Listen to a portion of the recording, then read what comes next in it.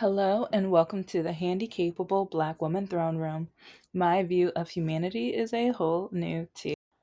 Okay, so this is going to be a gray sheep episode because, well, it's my show. I can do anything I want to. And because my YouTube channel is as messy as my life. And, who, politics wise, 2025 is a hot mess. Actually, yeah, it's the swamp, but anyway. And then disability wise, like paperwork, research, it's like for anybody who was misdiagnosed, undiagnosed, doctors are absolutely terrible. So then you end up being diagnosed well into your adulthood. So then literally you have to backtrack and do so much research and try to figure everything out, and then you try to explain to your family but then they don't understand, or and then, well, that leads me to my subject because this is about family. Oh, but before I start, okay, well, I'm gonna try to remember, the whole like, comment, subscribe at the end or whatever, but just know that I am the handicapable black woman, and I talk politics, current events, dating nightmares, which I have a Patreon now, so I just uploaded some more images today. And I actually got to upload one of the guys who called me the N-word, and I didn't have to blur. See, that's the great part of Patreon. I don't have to blur anything. And so, because I know sometimes when I do blur things, I have had people accuse me, of hiding words just to, oh, you just want attention. Oh, they didn't call you anything. They didn't swear at you. But then if I show the word, yeah, it's like either on TikTok, because one time people weren't believing me on TikTok. And I haven't been on TikTok in like over a year and a half now. So yeah, I kind of, yeah, part of me was just like, yeah, that's not my demographic, whatever. So I re-uploaded the pictures on TikTok with the words unfazed, unhidden. I got blocked. So like it was a temporary, but yeah, I got a little warning, and I'm just like, okay. So I hide the words, and people call me a liar. But then I show it, and then I get like banned or whatever, and it's just like, what do I do then? It's like, so that's why Patreon, it's my area where, for all of the men who called me the R word, the N word, a slave, Jim Crow, a cripple, the R word, just so many awful things. Most of the men who write me are Republicans. A lot of the men who write me are Christians. It's like a lot of them are upset because I am a Democrat, progressive, liberal. A lot of them are upset because, like, okay, I'm going to say most, like, listen to my episodes because I talk all about this throughout so many episodes. People who have been listening, they already know that I have 3 degrees and 3 certifications, but yeah, I'm still never good enough.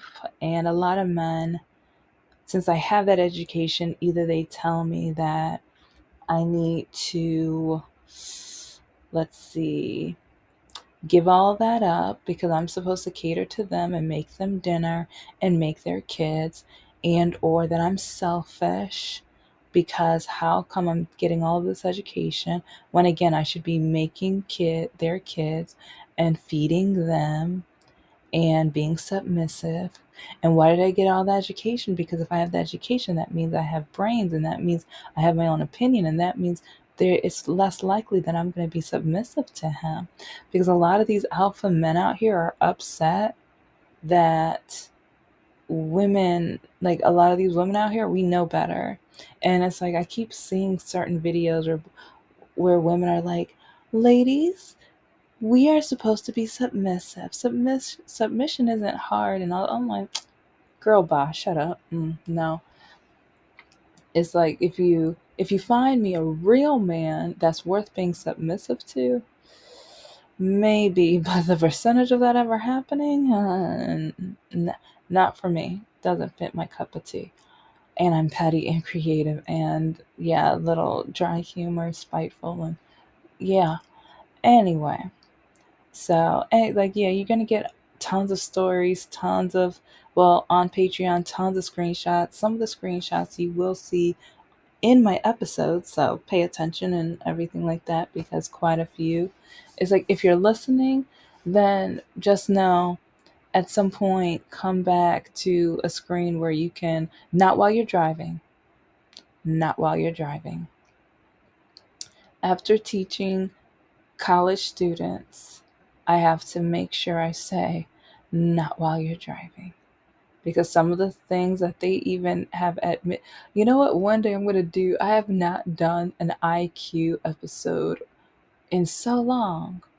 But yeah, it's like IQ is for interestingly questionable or idiotically questionable things or whatever. So yeah, I'm gonna do one of like the top 10 things students have admitted that they do in their car while driving. Yeah, I'm gonna do that because, ooh, yeah, I got some dirt on that one. But anyway, okay. Yeah, like I said, like, oh, and I do so much more, whatever. I talk a lot about, basically, I talk about my life and I mix it in with current events, politics, dating, and just everything and anything. So, you know what? There you go. There you go.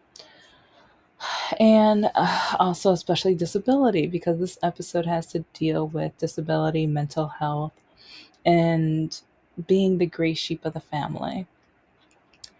And there's so many different variations of a definition for gray sheep, but it's not a black sheep. But the gray sheep is still where your parents or your family members or loved ones don't think you're good enough, and they make sure you know you're not good enough because either you're not following with the directions of how they wanted your life to go, or that you have a perfect sibling that's doing everything that they want, demand, or suggest. They're following the rule books perfectly, and but your life, that you won't be happy with that, and they literally will punish you in order to force you to do that. Yeah, my mother did that. Yeah, my mother did a lot of that. And that includes spanking me until I walked right. Yep, I said it. I don't know if this episode needs a warning. Okay, so before I get into, like, because I mean, I'm not gonna. There's been a couple times where I literally mock how my mom yelled at me, and I did it specifically. But even after I did it, I kind of was just like, dang. I don't know. It's just like I kind of felt it was like sad, overwhelmed. It was like, oh my gosh, I cannot believe like the anger that it took to let the way she yelled at me out or whatever. But I will give a warning that I am going to be talking about ABUSC, mentally and physically, mental health and doctor mistreatment. A lot of, like, because yeah, if you've been listening again, okay, sorry, like, sorry if I keep repeating it, but this is my 251st episode, I think. I don't know what order I'm going to be uploading these, but I just uploaded 250 today. So, but yeah, I have been through medical nightmares. When when I was born with a perfect twin sister, and then I end up walking weirdly, and all of the doctors tell me that either I walk this way because I want to, because I want attention, and or I'm lying, or just so many different reasons. I've said quite a few different variations, but yeah, it's like doctor after doctor. They just kept saying that I was lying, that I wanted attention, I was making it up. And part of me was just like, I must have been the smartest toddler in my life. It's like, if my doctors said all of this all these years, and my parents took me to the doctors when I was an infant because of my walking, what kind of common sense I repeat, what kind of common sense? It's like I'm just bewildered still because people say I can't sue, and I'm like, how can I not sue when my parents took me when I was little and they told me nothing's wrong with her, and they just let me go. And then a couple other doctors or whatever, and that's when they just started saying, oh, she's just doing this because she wants to. Tell her to pick up her feet. And so at first it was telling, then it was yelling, but then I will never forget. There was one other doctor while we were in Detroit, but when we got to Southfield, we had an African American doctor, an African American female doctor too. That's when the horrors really started because oh, I had something. Maybe the nightmares caught in my throat, but anyway. Because yeah, it's like, trust me, even in college I still had nightmares of some of the stuff she did, like, well, partially because she still did it to me even when I was in college, until I threatened to call the police on her, and then she realized I was old enough to do that. Yeah, and that cell phones were just coming out and everything, so then she was scared. Yeah, it's like people really don't know, like, all the things she did. Ooh, okay, but I need to backtrack. Okay, because we're not on, like, I talked about college before, but I'm gonna get, like I said, I'm sloppy today, whatever. So back to Southfield. I remember we had a doctor's appointment, and my mom took me. And again, this doctor's African American female. I wish I remembered her name, but I have no idea what her name is. If I could see her today, I would tell her how vile, awful, and just ridiculous she is, and how not everyone is supposed to be a doctor. And to me, she's a monster. I have a lot of doctors who I more think of as monsters. And actually, yeah, I'm creating, like, there's one children's book that I'm making, and with some of the doctors that I have been able to look up, I'm naming some of the doctors after them. Yeah, because, yeah, it's therapy for me, as you can tell. Anyway, but I remember, it's like there were a few appointments where my mom would tell her, yeah, she's wearing out her shoes, and I already have an episode on that, so look that up. And she, like, the doctor was just like, oh, she's just being lazy. Just tell her to pick up her feet. Just tell her to pick up her feet at appointment after appointment. But then there was one appointment where it's like, well, there was even some appointments where she would pull her out in the hall, and, like, when we got home, all of a sudden she would tell me I had to march back and forth and, like, oh, like, across, like, the great room or whatever. And if I didn't pick up my feet high enough, she would yell at me or threaten that I was gonna have to do something around the house, or she was gonna make me sit outside for. And part of me was just like, I mean, most of the time, a lot of times it was in the winter time, but, like, sometimes when it was the summertime, I'm like, oh, you're gonna make me go outside, so I'm just gonna walk like I normally do. I mean, that's not a punishment, but it's like, I mean, it was kind of embarrassing because she said I wasn't allowed to do anything. So then if neighbors walk by and I'm just outside, it does look suspicious, but at least I'm getting vitamin D and I'm away from her. But there was one time where we had the doctor's appointment, and the doctor didn't pull her to the side or pull her in the hall. They went to a corner and they whispered, and my doctor asked her how she felt about spankings and whoopings. And she told my mom that maybe, or it's like, there's I think my mom mentioned something about the church. And yeah, when people tell me that there's no such thing as church or religious or Christianity trauma, Shut up. And I'm being so serious. Shut up. You have no idea what you're talking about.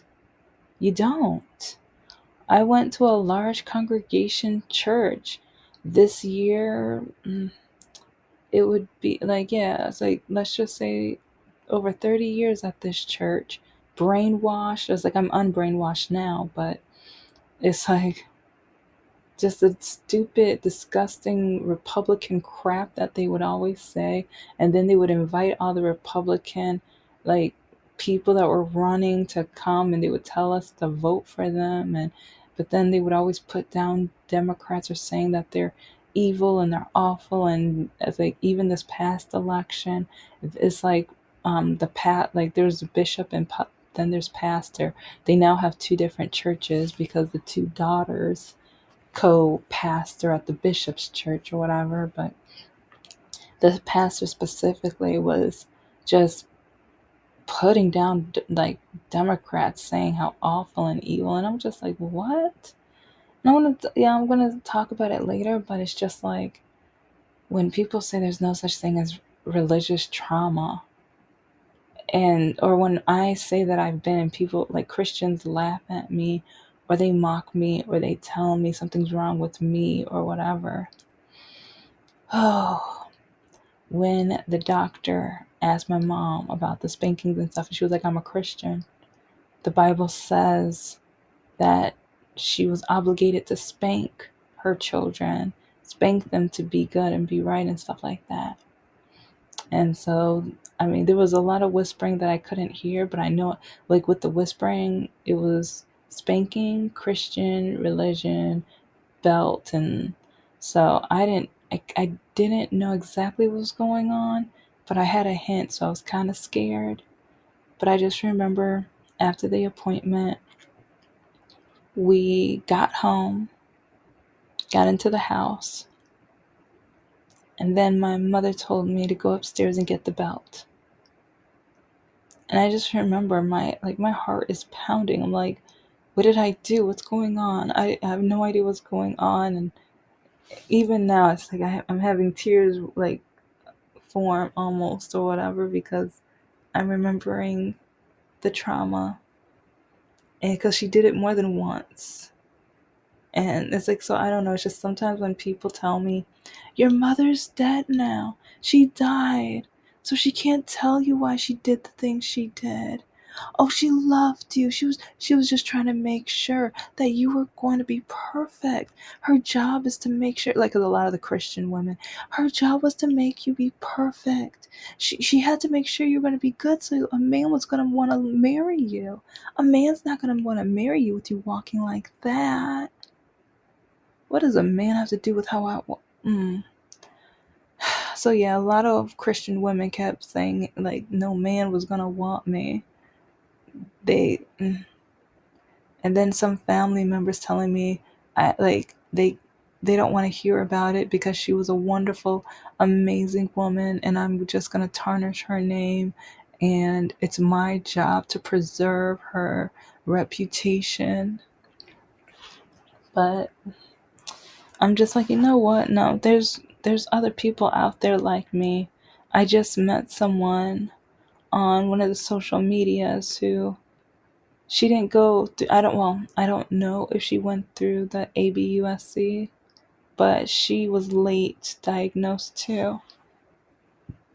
Um, yeah, excuse me, it's like the doctors kept blaming her and telling her she was making it up and things like that until the last 2 or 3 years, I believe. So part of me just feels like, no, I need to tell, and I need to tell all. So that's what I'm going to do, because I hated myself for years.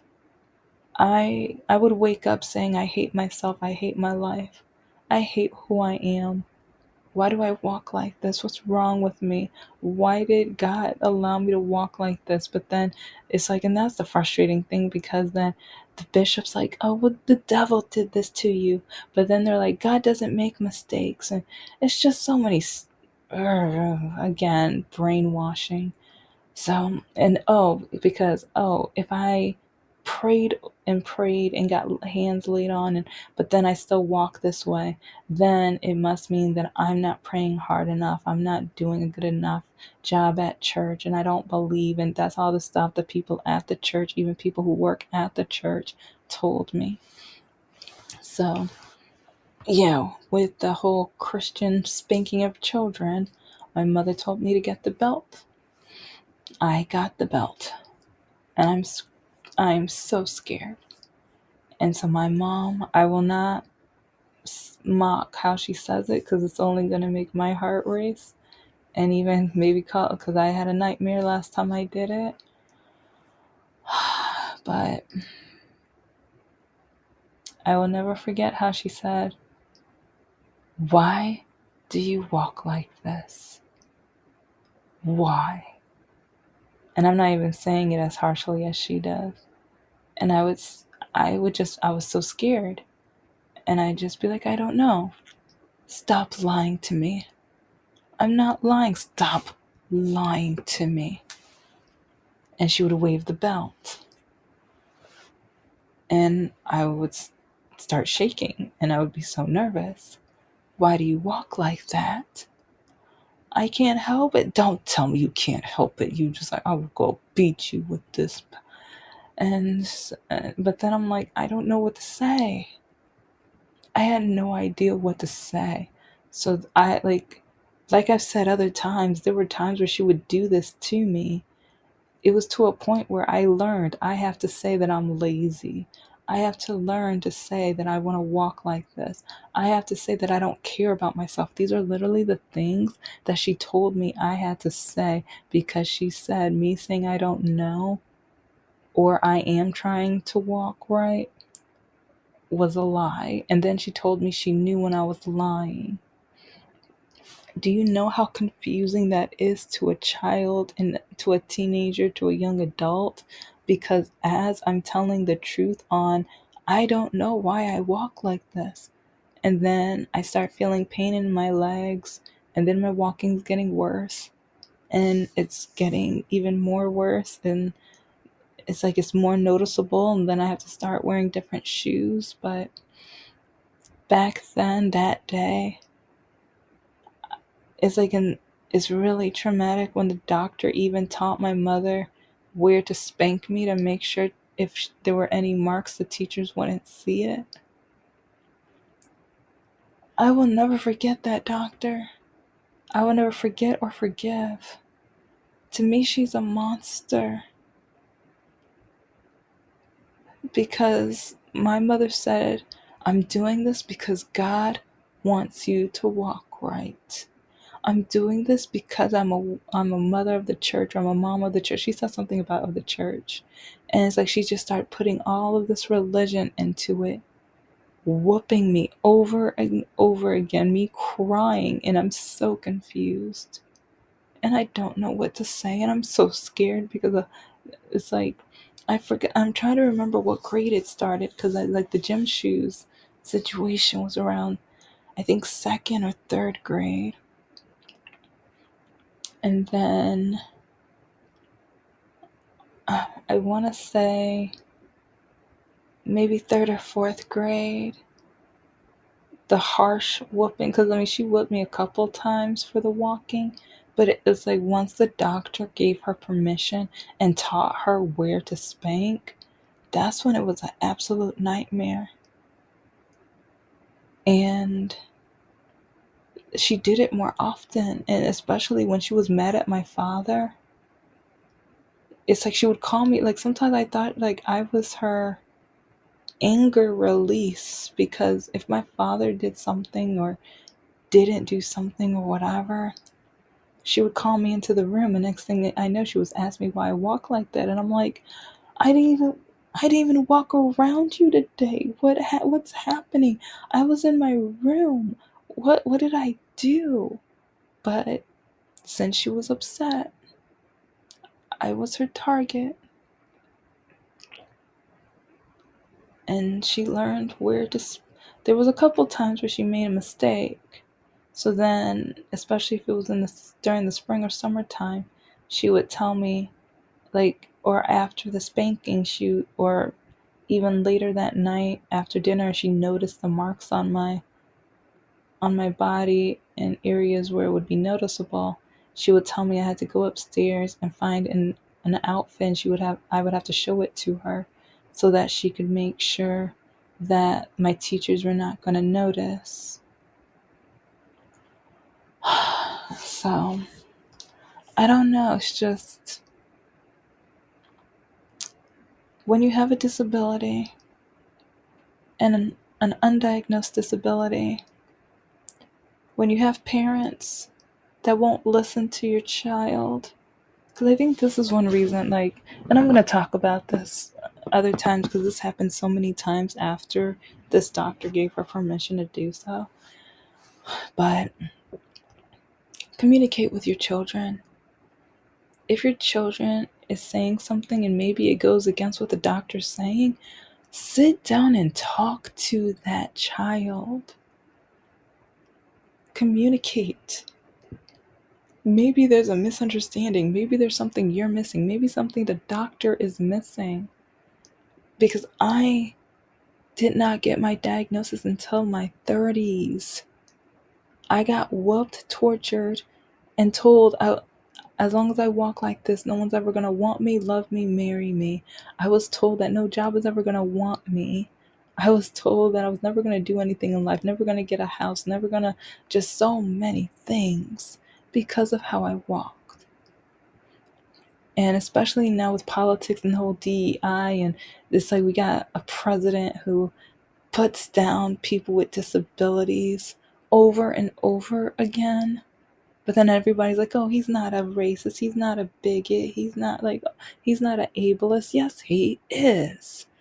If you're so idiotic and uneducated, poorly educated, that you're willing to make excuses for him, or you're willing to just put your fingers in your ear and pretend you're not listening, come on. And it's just crazy because, again, my mom, she's dead now. I got diagnosed about a year and a half to 2 years after she died. And I need to tell the story about, because a lot of people, especially Oakland University family members and so-called friends, they all thought I was lying. But I will never forget the one day, because my mom was so good. Like, no one knew anything about this except my older sister. Because sometimes when my older sister would come to the house, she would slowly come to the door, especially if she knew I was in there with my mom, and she would press her ear against it. And she heard some of the things. She heard some of it.